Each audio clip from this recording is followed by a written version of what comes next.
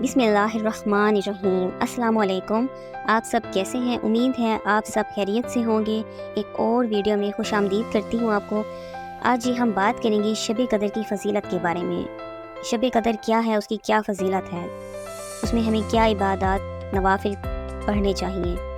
اچھا جی، حدیث میں آتا ہے، حضرت ابو ہریرہ رضی اللہ عنہ سے مروی ہے، وہ روایات کرتے ہیں، فرمایا حضور پاک صلی اللہ علیہ وسلم نے ارشاد فرمایا، جو شخص حالت ایمان میں طلب ثواب کے لیے شب قدر کا قیام کرتا ہے، اس کے گناہ معاف کر دیے جاتے ہیں۔ آپ صلی اللہ علیہ وسلم نے فرمایا، تمہارے پاس ایک مہینہ آیا ہے، اس میں ایک ایسی رات ہے جو 1000 مہینوں سے اور 1000 راتوں سے بہتر ہے۔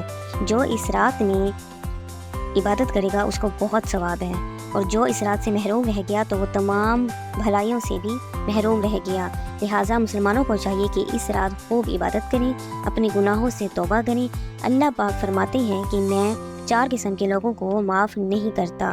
نمبر 1، جو شراب کا عادی ہو۔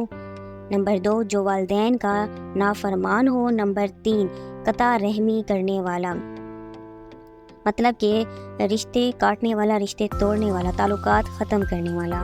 نمبر 4، آپس میں بغض و کینہ رکھنے والا، مطلب آپس میں نفرت، غصہ، ضد رکھنے والا۔ ایسے لوگوں کو اللہ تعالیٰ معاف نہیں فرماتے۔ تو انسان کو چاہیے کہ توبہ کرے، برائیوں سے دور رہے، اور اللہ تعالیٰ کی ذات مہربان ہے، وہ توبہ قبول فرماتا ہے اور انسانوں کے گناہوں کو بخش دیتا ہے۔ شب قدر کی نفل نمازیں، ان کا طریقہ کیا ہے؟ رمضان المبارک کی طاق راتوں میں ان نوافل کو کثرت سے پڑھنا چاہیے، ان کی بہت فضیلت ہے۔ پڑھتے کس طرح ہے، کیسے کرنا ہے؟ بعد نماز عشاء، سب سے پہلے نمبر 1، بعد نماز عشاء 7 بار سورۃ قدر پڑھیے۔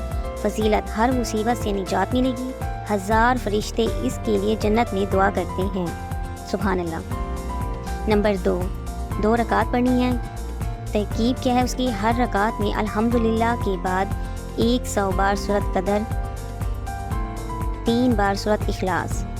فضیلت، شب قدر کا ثواب حاصل ہوگا۔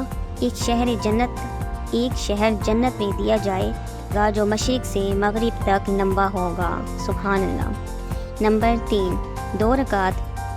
ترکیب، ہر رکعت میں الحمدللہ کے بعد 7 بار سورۃ قدر، 7 بار سورۃ اخلاص۔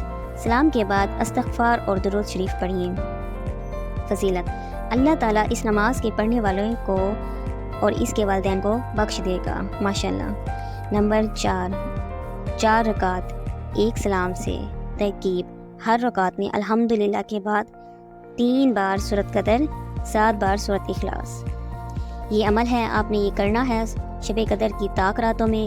انشاءاللہ اللہ تعالیٰ آپ کے سارے گناہ معاف کر دے گا۔ اللہ تعالیٰ سے اپنی حاجت طلب کریں، اللہ تعالیٰ سے اپنی دعائیں مانگیں، اللہ تعالیٰ سے اپنے گناہوں کی معافی مانگیں، اور مجھے بھی اپنی دعاؤں میں یاد